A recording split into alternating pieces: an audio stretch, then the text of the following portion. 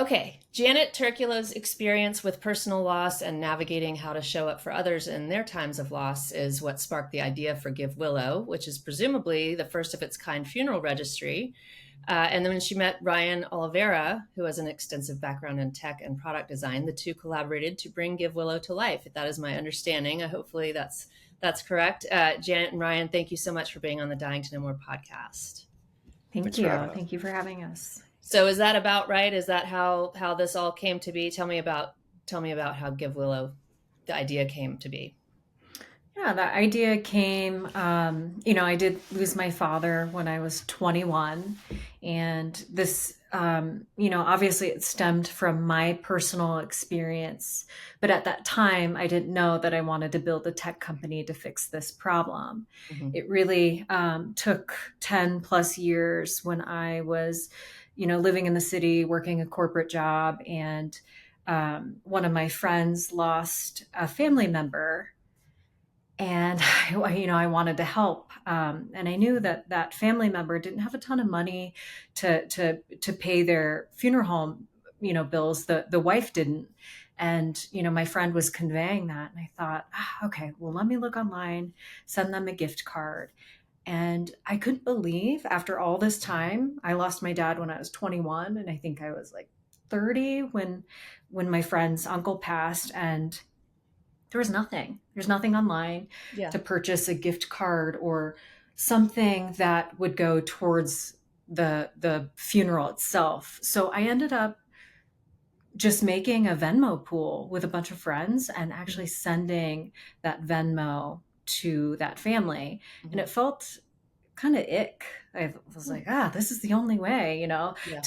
I just, put a little, sending love. We know that flowers, they die. We know that casseroles, there are many plethora. You get them at funerals. And we just, assume that a family in this process, in this really dark time, just assume that that's fine. And, we leave them alone.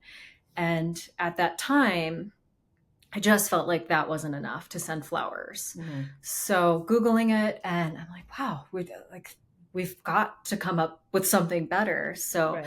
started brainstorming in 2017. I left my job. I got a little bit of money from some friends and family, built a prototype, and then Ryan and I actually met in Philadelphia. And yeah, you can pick it up, Ryan.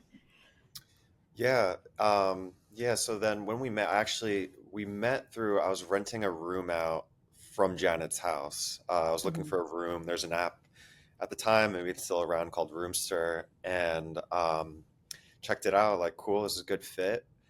And then, like, probably a day or two later, we're like, hey, let's meet up at a happy hour. Probably good to get to know each other. And that's where we learned, like, oh, you have a startup. At the time, I was doing a startup as well. And like, oh, hell yeah, like the startup What? house, Yeah. you know? Yeah.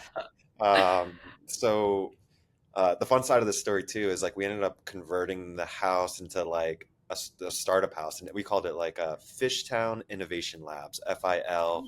Put big letters, in the dining room, bunch of big whiteboards, a hoverboard, standing desk. We really converted it into like an incubator.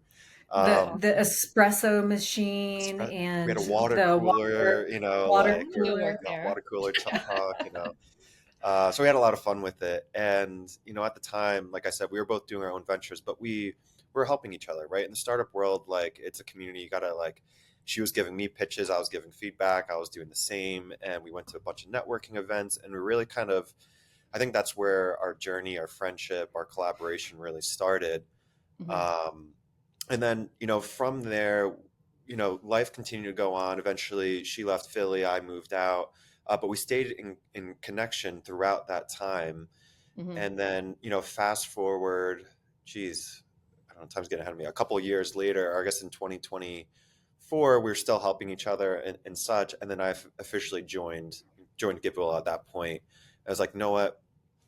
One thing for me is I didn't have the same experiences as Janet, just based on, family and friends. I've attended funerals, obviously, but the space initially for me kind of felt morbid, right? And I think that's Mhm. a big taboo in today, in at Yeah. least our society here today. It's like, oh, I don't want to talk about that. I don't, want to touch Right. that. But, Janet kept on kind of giving me some good points. I ended up doing my own research, and I was like, yeah, this process of supporting people is just, there's nothing good out there. And it made the light bulb go off for me of like, yeah, this is like a no brainer. Like we should change the way this happens. And then, Hmm. come from that point forward, we've been working on, refining GiveWillow, getting it up, launching it. And, here we are today. Okay, You so know, for yeah, people who are unfamiliar, like how do you describe GiveWillow? we like to say it's like a wedding registry or a baby wedding registry or a baby registry, but for funerals. Okay. We have no problem at all sending $250, right, for somebody's wedding for dishes or pots and Hmm. pans. Hmm. Same with baby registry. And this is really a registry for, loss, and where the community can come together, your friends and family can come together through the phone, through a click of a button. You don't have to be intrusive while so and so's mourning somebody's death. Instead, go to their registry and find out what they really need for this really awful time. And you're putting money towards things like the funeral, the casket, but you recently kind of expanded your offerings, did you not? Like what's available on there? Tell me about that. We did. So the registry itself is like a memorial. So Okay. obituary, if they're doing a funeral service or a celebration of life, they can put in all of the pertinent details. So when is it? What day? What time? Is there a wake? Is there a gathering after? Anything else that you really want to tell about this person, their story, their legacy, you can put it on there. In addition to the registry, those items that you just talked about, casket, memorial package, photos, so on and so forth. But we added time and effort as well. Hmm. So if a family decided that they really didn't need anything monetarily, they can do everything else, but maybe they need help with walking the dogs or Hmm. laundry, or honestly, just somebody to be with them, sit with them, hold space. Yeah. You can put that on the registry. Yeah. So it's not just tangible monetary items within this registry. Okay. So walk us through how it works. So is it something that the family of the decedent initiates, or would you say the friends of the family or close family members initiate? How does it get created? Go ahead, Ryan. Yeah, yeah. So what we've seen, it all the above, right? We've Okay. seen instances where the directly impacted family creates it because they know what they need and they're comfortable creating it. We've made it very Mhm. seamless and easy to do. But we've also Okay. had a lot of instances where it's the funeral home or the end of life doula or the friend, the close family friend. That Mhm. actually happens more often than not as well. So the way we've designed it is we know people come from different situations, different scenarios. So no matter where you are, if you see that family member who needs the support, it's easy for anyone to create it. And the way that we've designed it is you can add a beneficiary, right? So Okay. it's like, hey, if this is for the Smith family, they can be added as a beneficiary. So then they get the funds, they get added to the registry, but they don't have to get into the weeds of it and like let them Yeah. focus on whatever they need to focus on. And the Hmm. family and the community help kind of facilitate this. Is the goal to get it like funded? I mean, would you consider this like a crowdfunding platform? We like to say gifting, Gifting. contributions. Yeah, Okay. because that makes sense. Like, Hmm. think about those tangible flowers. Yeah. It's the same concept but modernized, right? Yeah. Yeah. And we words matter, and I don't think that anybody goes into this thinking like, oh, I'm crowdfunding my family's funeral. It's Right. not. If folks and family, friends and family want to help out and Yeah. give meaningful gifts, this is a way that they can do it. And Hmm. you're not putting this out to the public by any Right. means. A lot Gotcha. of these are friends and family, people in the community. Gotcha. So on your site, you said that you made a really beautiful point that contributions aren't just financial. Donors get to feel connected and involved, and I think that that's, you've kind of already touched on that. Why was that kind of two-way relationship so important as a facet of this?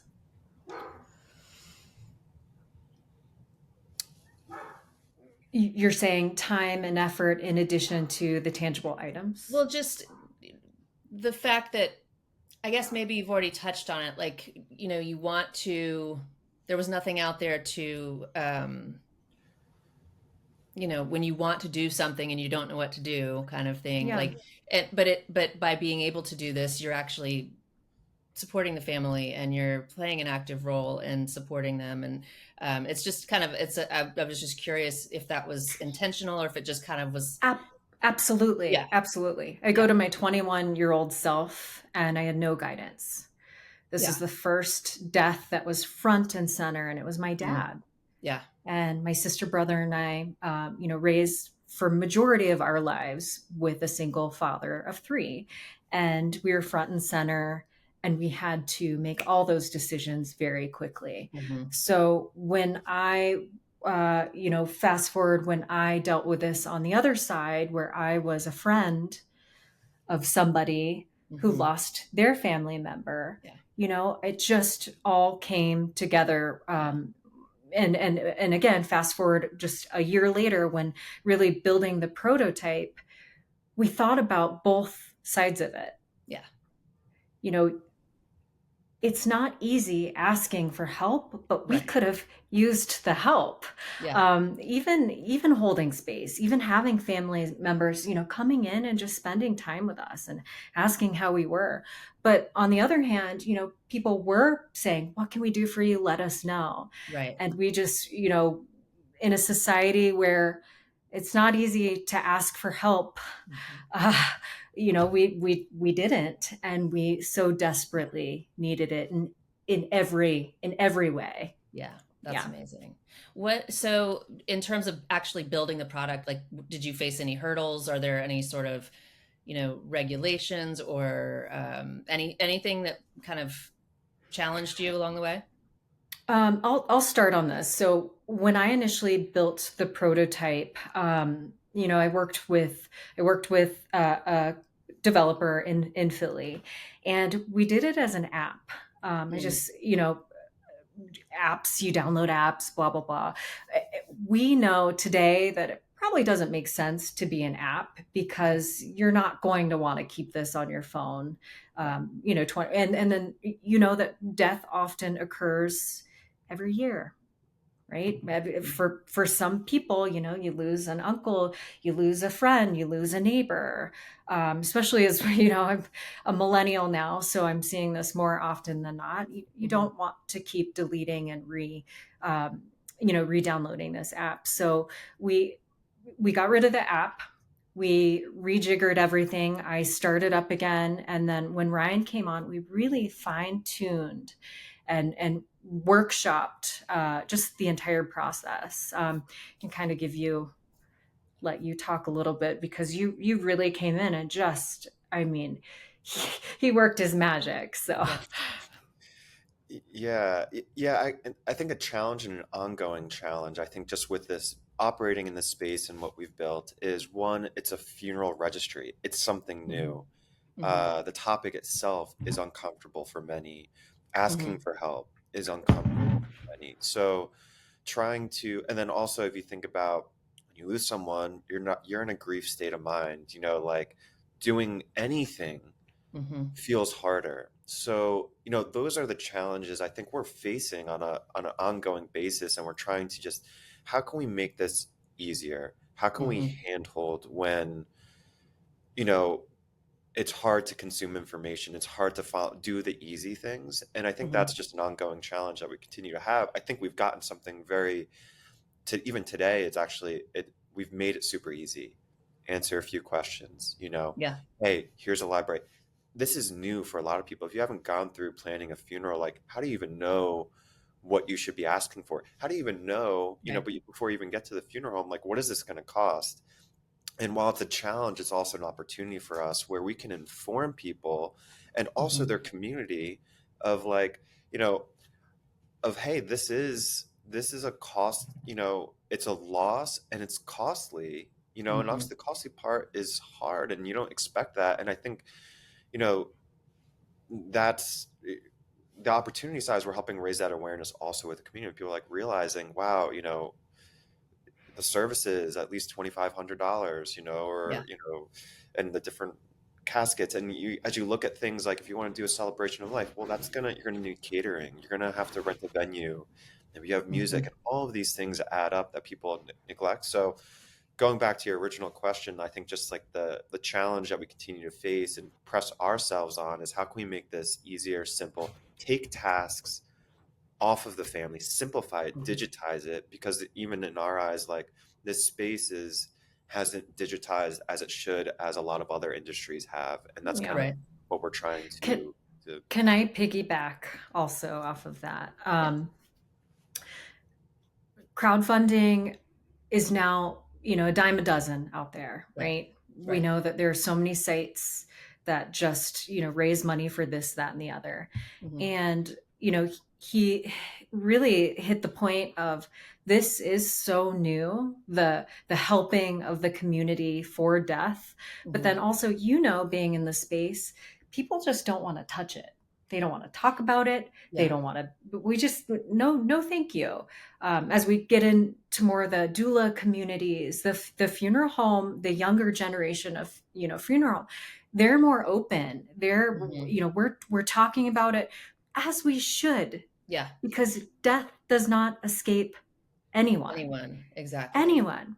I So do this is get a for sense everyone. Yeah. that there is, and I've mentioned this with several other people that I've interviewed, is there's this total sense of like innovation and reinvention of the death and dying space though. So I think it's, what you're doing is so, the timing is perfect.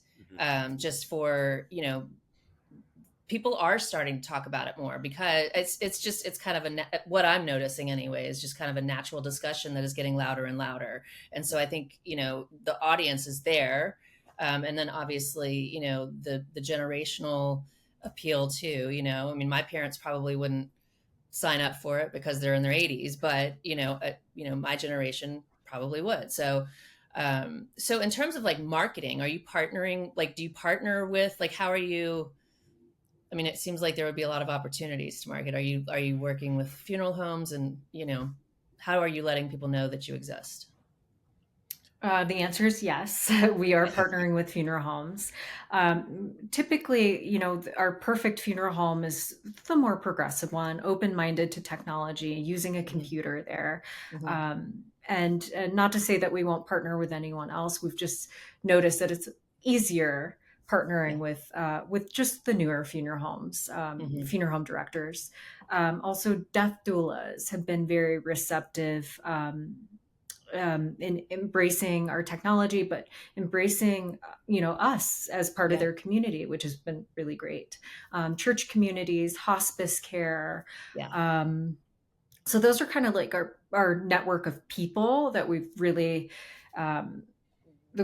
really just kind of, I don't know, our daily lives, we chat with them, we talk with them, we're part of their community is what I'm Yeah. trying to get at. And then in terms of marketing, we do have stuff to come, but yeah, we Like as what? far as well, we're raising right now. Okay. So if that tells you anything, our marketing dollars will go up. Yeah. So we feel like social media and our presence online is being embraced more and more by just Hmm. even organic folks that are curious about death Hmm. and just are understanding that everyone dies, no one Yeah. escapes, and the way that we're conveying our message and our tidbits, we feel like people are being really receptive, more so than I ever thought.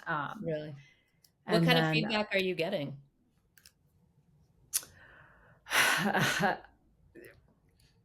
I I can't believe this didn't belong. It's 2025. How is this Yeah. not been a thing? This is genius. This is Yeah. amazing. Makes That's so the much true feedback sense. we've been getting. Yeah. Yeah, this is so common. Yeah, common sense. And this may be a It's stupid question based on the fact that it's a purely digital product, but it's available nationwide. Yes. I Mhm. mean, Yep. you don't. Okay. Yeah. Yeah, we have registries happening all across the country. Yeah. Okay. Okay. yeah. What's your favorite part of GiveWillow? Whether it's a feature or um, the story of it, or what is closest to your heart?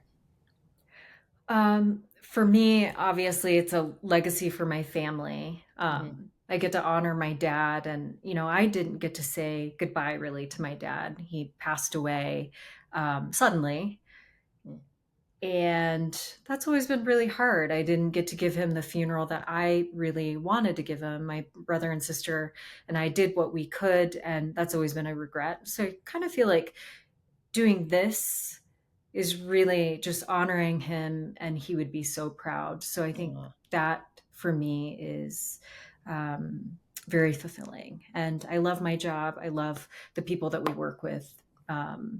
Equally, I would say both things are just very fulfilling for me. nice. What about you, Ryan?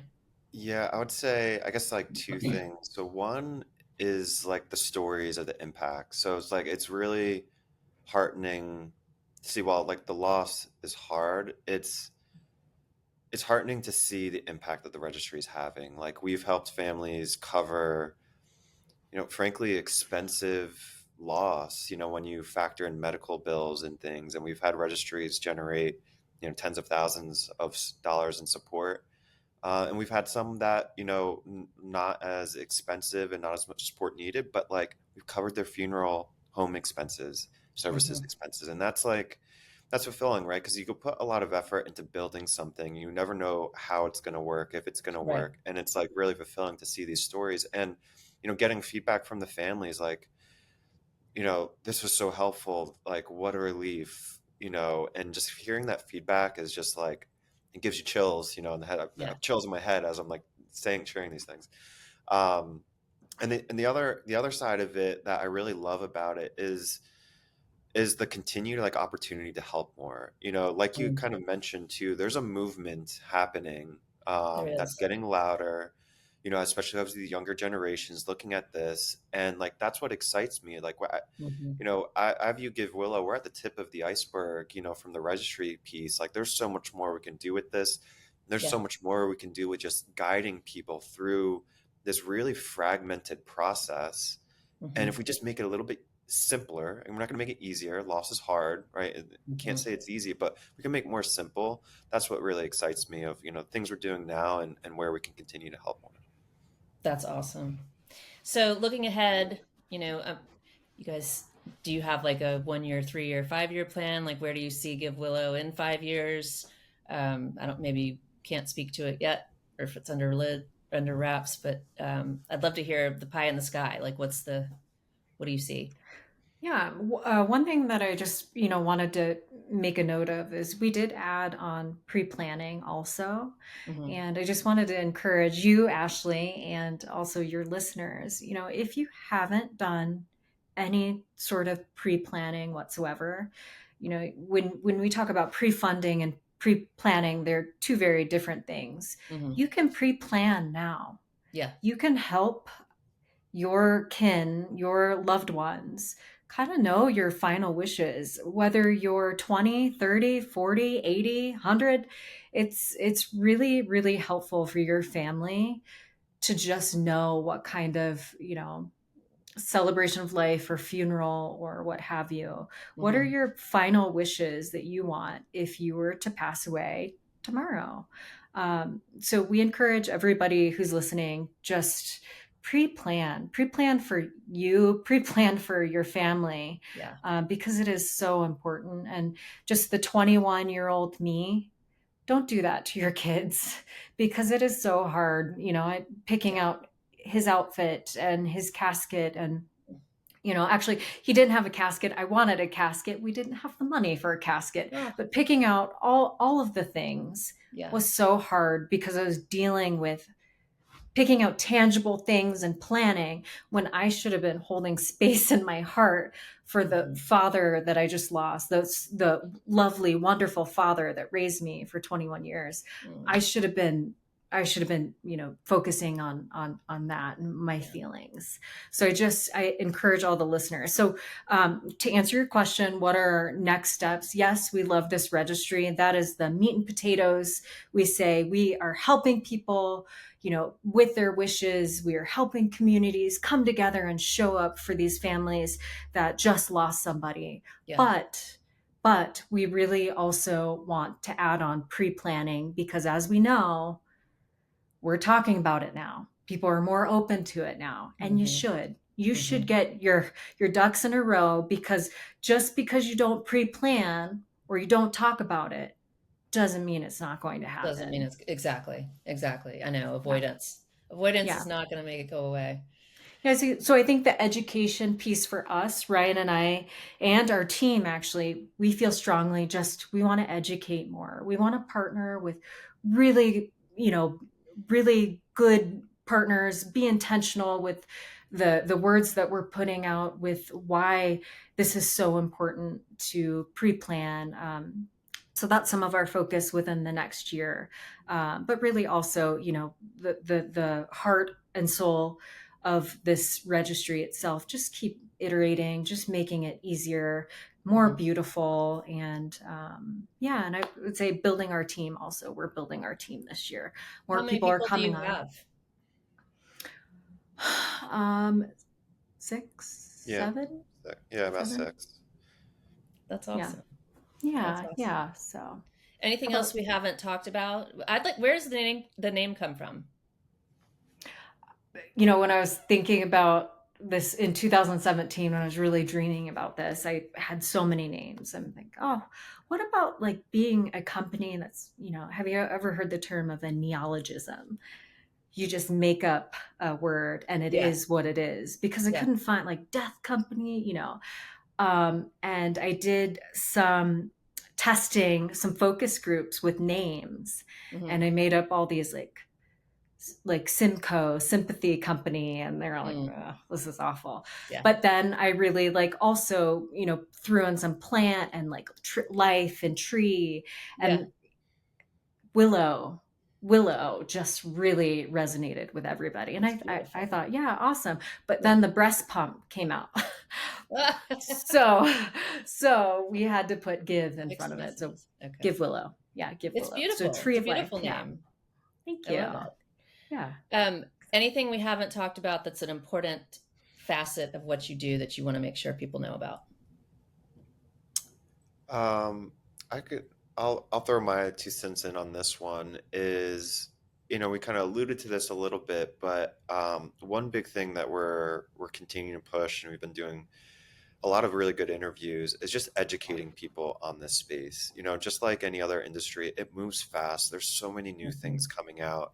And, in the death care space is not any different, whether it's aquamations, green burials, mushroom suits, parting stones, converting ashes into X, Y, and Z. And, one thing that we see with our families that we support is like all of that could be overwhelming. And candidly, if you work with a funeral director who's maybe not, informed on all these options, you might be missing out. And we've heard that dozens of times from people like, oh, I wish I knew X existed. And, part of our journey and what we're doing here is helping bring those things to life. We have plans of building out a modern kind of resource library. You can check it out on social today.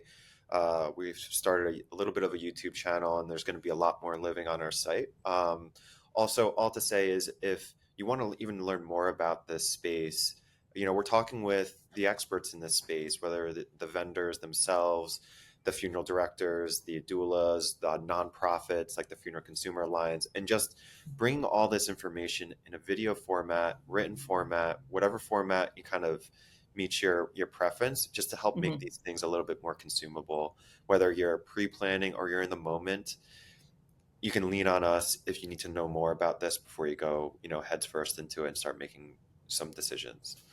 That's awesome. That's also another thing that I'm, the people that I'm talking to your point, Janet, about the pre-planning and the importance of it,